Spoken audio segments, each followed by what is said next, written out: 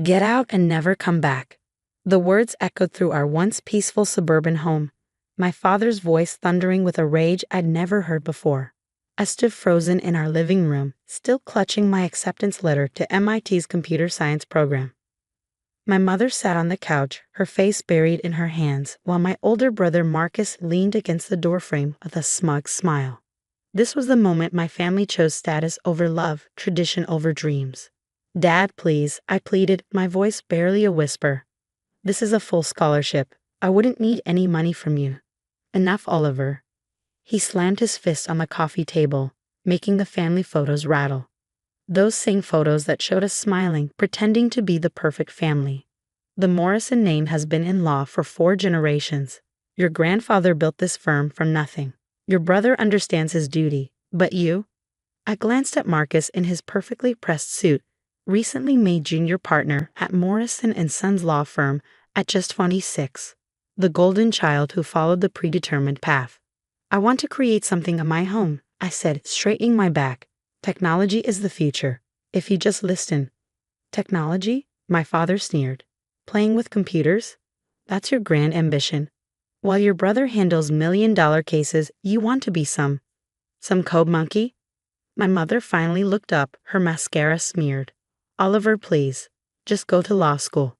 We'd already have a place reserved for you at Yale. Think about the family name." The family name. Always the family name. Never about what I wanted, what I dreamed of. "I'm going to MIT," I stated firmly. "I got in on my own merit, not because of our name." My father's face turned an alarming shade of red. "Then you'll do it without our support. No money, no car, no trust fund. Nothing." "You can't be serious," I whispered, though I knew he was. James Morrison never made idle threats. "Choose now, Oliver. Law school and your family, or this foolish dream and nothing." I looked around the room one last time. At my father's unyielding expression, my mother's tears, Marcus's satisfied smirk. This house had never felt like home, not really. It was a gilded cage where dreams went to die. "Goodbye then," I said quietly, turning toward the door. "If you walk out that door," my father called after me, "don't ever come back." I didn't look back. That night, I sat in my best friend Tom's garage, everything I owned stuffed into 2 duffel bags. Tom's parents had always been kind to me, and they didn't hesitate to offer their spare room when I called. "You can stay as long as you need," Tom said, handing me a cold soda. "But what's the plan?" I pulled out my laptop, the one I bought with money from my summer coding jobs. "Remember that app we've been working on?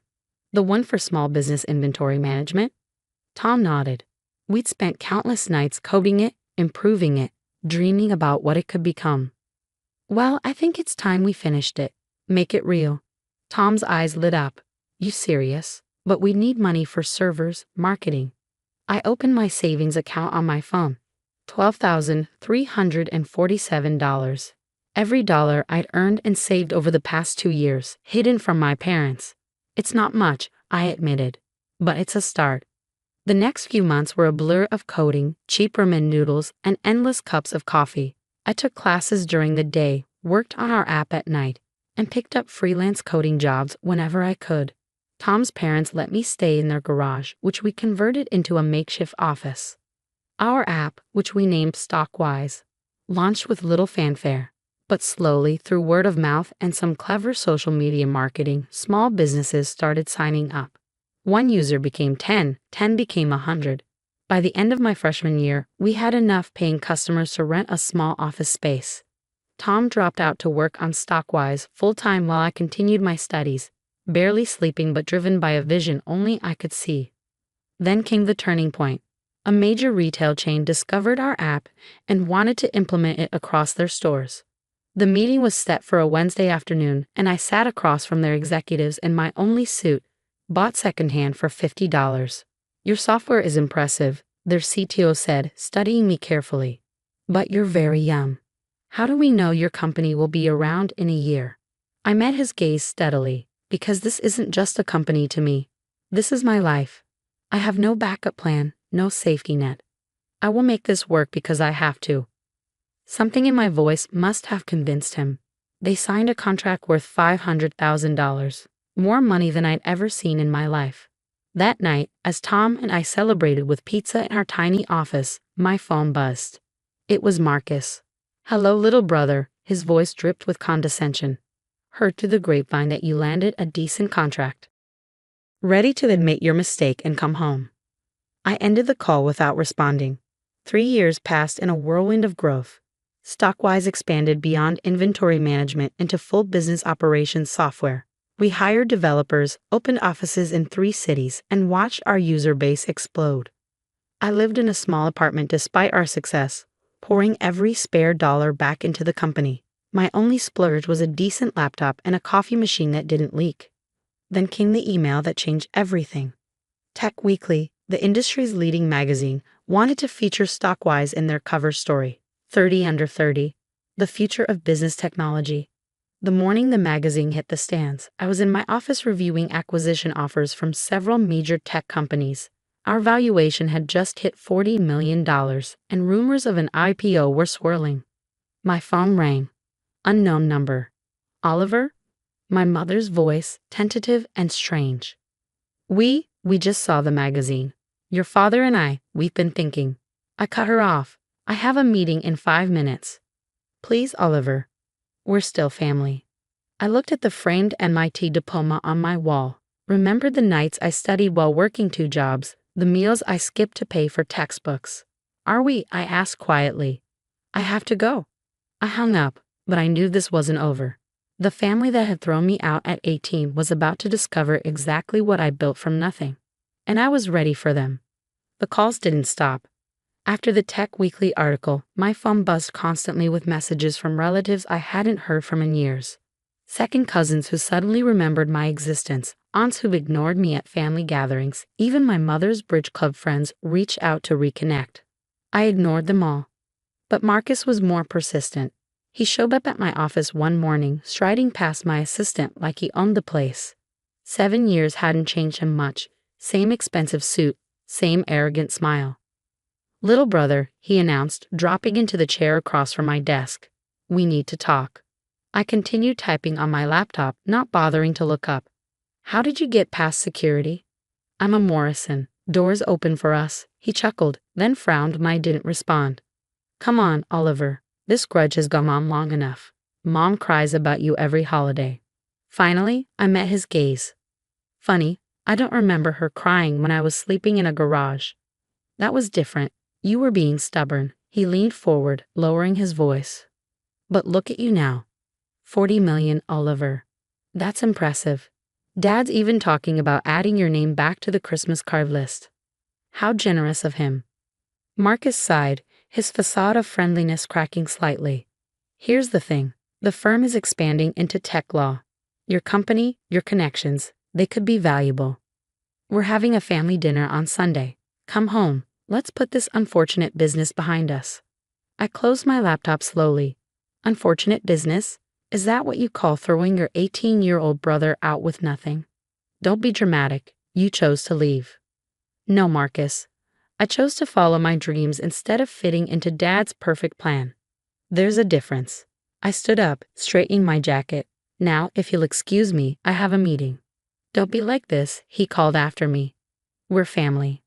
I paused at the door. "Family? Let me tell you about family, Marcus. Tom's parents who gave me a place to stay when I had nothing. That's family. My first employees who worked for equity when I couldn't afford salaries. That's family. You're just people I share DNA with." The next day, my father tried a different approach. His secretary called to schedule a lunch meeting. "Mr. Morrison would like to discuss a potential collaboration," she said primly. I agreed, choosing an upscale restaurant I knew he'd appreciate. Let him see what his rejected son could afford now. He arrived precisely on time, looking older than I remembered. 7 years had added gray to his temples and lines around his eyes. But his posture was still military straight. "Oliver," he nodded, sitting down. "You look successful." "Amazing what playing with computers can accomplish," I replied, watching him wince at his own words thrown back at him. About that, he cleared his throat. "I may have been hasty in my judgment. Technology is clearly the future, and Morrison & Sons needs to adapt. And you want Stockwise to help you adapt?" He smiled, probably thinking he'd hooked me. "Think about it. The Morrison name in tech law, backed by cutting-edge software. We could dominate the market. Your brother's already working on the partnership agreement. Of course he is. I sipped my water. Tell me, Dad, did you read the whole article about me? He blinked, caught off guard. I skimmed it.